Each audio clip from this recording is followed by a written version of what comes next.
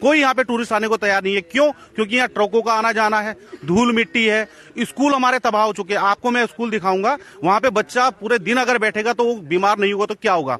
वहां की सड़कें इनके ट्रकों से बर्बाद हो चुकी हैं। इस कंपनी के आने से गांव में कितना विकास हुआ है?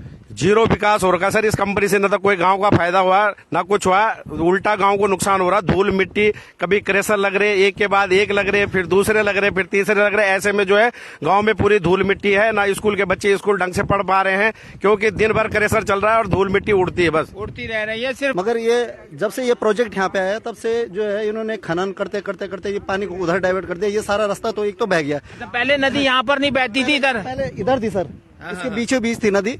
ये अब इन्होंने एक और नया चीज कर दी है कि यहाँ पर जो क्रैशर का लगा दिया है। भाई पहले एक लगाया था, उससे पहले आज से 2012 में हमारे गांव की एक समिति गठित की गई थी। सभी लोगों ने अपनी अपनी ओर से उसमें योगदान दे करके और इस समिति को बनाया। उसके बाद डीएम साहब के यहाँ जाकर के इन्होंने एनजीटी की रूलिंग को दिखा करके और उस रूलिंग के आधार पे हमारे को मना कर दिया कि आपके यहाँ क्रैशर नहीं लग सकता है। लेकिन आज यही रेलवे प्रोजेक्ट से यहाँ पर क्रैशर लगाए जा रहे हैं। धूल मिट्टी हमारा गांव खा रहा है। हमारा जो कैंपिंग के रोजगार हमारे लोगों ने अपने दम से, उसमें किसी सरकार की कोई किसी भूमिका नहीं है, ये हमारे लोगों ने अपना खड़ा किया। आज इस प्रोजेक्ट के कारण वो भी तबाही के कगार पे है। और उत्तराखंड में विकास के नाम पर किस प्रकार गांव का विनाश हो रहा है, इसकी बानगी आप यहाँ पे देखिएगा। ये बडल का नदी वाला क्षेत्र है और उसके ऊपर बडल गांव है और बडल गांव जो है खतरे की घंटी में बच चुकी है उसके उस अंदर। और ये सब हो रहा है इस रेल विकास से देश के कोनों कोनों को जोड़ने की तो बात हो रही है, लेकिन उत्तराखंड के गांव किस प्रकार विनाश की कगार पर यहाँ पहुंच गए हैं। यहाँ देखिए आप, ये देखिए आप किस प्रकार यहाँ पर ये सारा जो है पहाड़ नीचे गिर गया है, ऊपर गांव है। अब गांव कब नीचे आ जाए, अगली बरसात में या इसी बरसात में, ये बहुत बड़े सवाल खड़े उठ गए। और ताज्जुब ये है कि विनाश गांव का हो रहा है और नौकरियां बाहर वालों को मिल रही है, विकास बाहर वालों को हो रहा है, उत्तराखंडियों का नहीं हो रहा है, पहाड़ियों का नहीं हो रहा है। बाहर से लोग आ रहे हैं, वो विकास कर रहे हैं। तो क्या उत्तराखंड का गठन यहाँ के विनाश और बाहर वालों के विकास के लिए हुआ था? ये बहुत बड़ा सवाल है। यहाँ पर सारे ग्रामीण यहाँ पर इकट्ठे हुए हैं। बडल गांव के ग्रामीण है, बवानी गांव के ग्रामीण है, आसपास क्षेत्र के ग्रामीण है, जो कह रहे हैं कि अगर आप विकास कर रहे हैं तो हमें रोजगार भी दीजिए। क्या हम लोग विनाश के लिए उत्तराखंड का गठन किया था?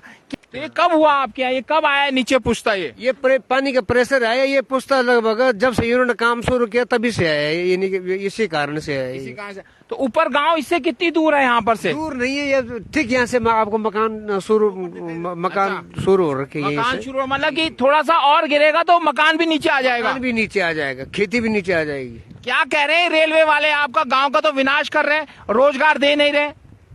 अब रोजगार क्या, ये इस एप्लीकेशन को भी स्वीकार नहीं कर रहे हो। हमने विचार बनाया था कि भाई ये टूट रहा है, तो उन्होंने गौर नहीं करे इस पे कोई गौर नहीं कर रहे। कुछ नहीं, इन लोगों का कहना कुछ भी काम नहीं करते। ये हमारा एक तो सबसे बड़ा मुद्दा है, ये जो नुकसान हो रहा है इसकी भरपाई कौन करेगा? ये गांव जो नीचे आने वाला है, इसको कंपनी जिम्मेवार है, सरकार जिम्मेवार, कौन जिम्मेवार इसका? तो बाकी हमारा ये नदी का ये खनन कर रहे हैं, सारा उठा के पत्थर रेता बली यहाँ से उठा के ले जा रहे हैं। ठीक, हमारा यहाँ पे क्रेशर लगा रहे हैं लोग। पहले हमने एक समिति बनाई थी, क्रेशर हमारे गांव वाले खुद लगाएंगे यहाँ पे, लेकिन हमारे गांव वालों को किसी ने परमिशन नहीं दी, किसी सरकार ने परमिशन नहीं दी। माने गांव वाला यहाँ खनन नहीं कर सकता, बाहर से आएंगे खनन करने के लिए। बाहर वाले लोग आ रहे हैं, वो खनन करके ले जा रहे हैं। हम लोग यहाँ से 2 पत्थर उठाएंगे तो फॉरेस्ट वाले तुरंत पहुंच जाएंगे, हमारा गाड़ी जब्त कर लेंगे। लेकिन इनको कोई ऑब्जेक्शन नहीं, कोई नहीं रोकता इन लोगों को, कोई नहीं रोक रहा इन लोगों को। क्या कहेंगे, कितना रोजगार मिल रहा है गाँव वालों को? गाँव वालों को 0% रोजगार मिल रहा। प्लस रेलवे के वजह से तो गांव वाले परेशान थे ही, लेकिन सरकार का नई अल्टीमेट आने के कारण 400 मीटर जो है लोग दहशत में है। सरकार इसको सही ढंग से उजागर करके या गांव वालों को सही चीज बताकर इसका जल्दी निराकरण करे, नहीं तो गांव वाले दहशत में है। 400 मीटर के कैसा लिया जाएगा, क्या लिया जाएगा, इससे पूरा गांव बर्बाद हो जाएगा। 400 मीटर में जो भी आएगा दायरे में उसका विस्थापन किया जाएगा या उसको बर्बाद होने की कगार पे छोड़ दिया जाएगा? जी, सरकार पहले सही ढंग से इसका वो करे। अभी उन्होंने एप्लीकेशन दे रहे हैं, एप्लीकेशन के माध्यम से किसी का काम रुकवा रहे हैं। और सरकार जो है 400 मीटर अगर ले रही है तो किस बेस पे ले रही है, ये ग्रामवासियों को साझा की जाए, लोग दहशत में न रहे। इस कंपनी के आने से गाँव में कितना विकास हुआ है? जीरो विकास हो रखा है सर इस कंपनी से। न तो कोई गांव का फायदा हुआ ना कुछ हुआ, उल्टा गांव को नुकसान हो रहा। धूल मिट्टी, कभी क्रेशर लग रहे, एक के बाद एक लग रहे, फिर दूसरे लग रहे, फिर तीसरे लग रहे। ऐसे में जो है गांव में पूरी धूल मिट्टी है, ना स्कूल के बच्चे स्कूल ढंग से पढ़ पा रहे हैं, क्योंकि दिन भर क्रेशर चल रहा है और धूल मिट्टी उड़ती है, बस उड़ती रह रही है सिर्फ। मगर ये जब से ये प्रोजेक्ट यहाँ पे आया तब से जो है इन्होंने खनन करते करते करते ये पानी को उधर डाइवर्ट कर दिया। ये सारा रास्ता तो एक तो बह गया। पहले नदी यहाँ पर नहीं बहती थी, इधर पहले इधर थी सर, इसके बीचों बीच थी नदी, ये यहाँ रास्ता था। और इन्होंने अभी अपने सुविधा के लिए क्या किया, जब इन्होंने रोड निकाली तो आगे जाके इसमें पुल है, दो पुल हैं। तो दो पुल जो कि इन्हें डबल लेयर में थे, तो ये इन्होंने एक लेयर हटा दिया, क्योंकि जब बरसात में ये पैक हो गए थे तो इनका पानी तो हमारे यहाँ भी कटा।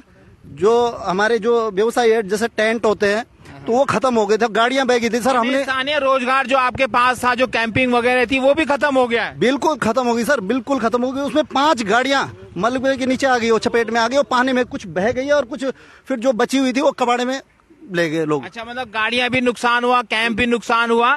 कंपनी वालों ने ये पानी डाइवर्ट कर दिया सिर्फ अपनी सुविधा के लिए। अपनी सुविधा के लिए, पुल भी अपनी सुविधा के लिए बनाया सर इन्होंने। गाँव का कोई भी विकास नहीं है। और जो इन्होंने पुल बनाया, आपको जो नुकसान हुआ उसकी भरपाई की इन्होंने? कुछ भी नहीं सर। हम डीएम के पास भी गए, डीएम साहब के पास गए, वहाँ भी अल्टीमेटम दिया, कुछ नहीं हुआ। यहाँ से भी गए, कुछ कोई फायदा नहीं है सर। आज से नहीं है, जब से रेलवे का प्रोजेक्ट आया है इसमें तब से ही हम लोगों का विरोध रहा है। और विरोध भी साथ में रहा कि भैया नेशनल प्रोजेक्ट है, आएगा, लोगों को और विकास के संसाधन उपलब्ध होंगे, नौकरियां मिलेंगी। लेकिन ये ना होकर के जो हमारे द्वारा उपलब्ध किए गए थे यहाँ पर रोजगार, हमने जो सृजन किए हैं, चाहे वो कैंपिंग हो या हमारी खेती बाड़ी हो, इन सब को तो पूरी तरह से तबाही के उस पे इस प्रोजेक्ट ने लेकर के आ गए थे।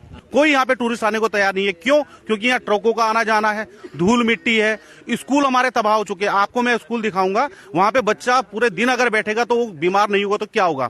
वहां की सड़कें इनके ट्रकों से बर्बाद हो चुकी हैं, इसमें वो काम करने को तैयार नहीं है।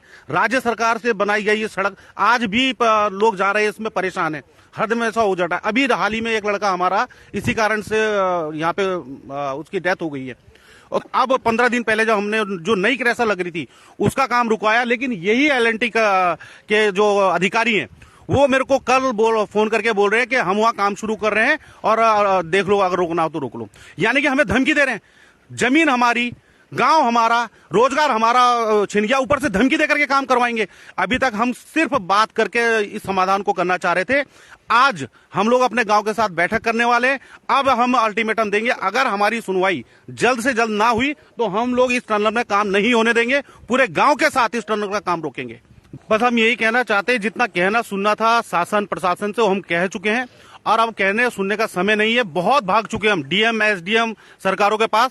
अब हम इस टनल को रोकेंगे, जिसे आना होगा वो हमारे पास आएगा। हम अब किसी के पास नहीं जाएंगे। जल्द ही हम एसडीएम डीएम साहब के पास अल्टीमेटम देने जा रहे हैं कि हम आंदोलन में जा रहे हैं। आप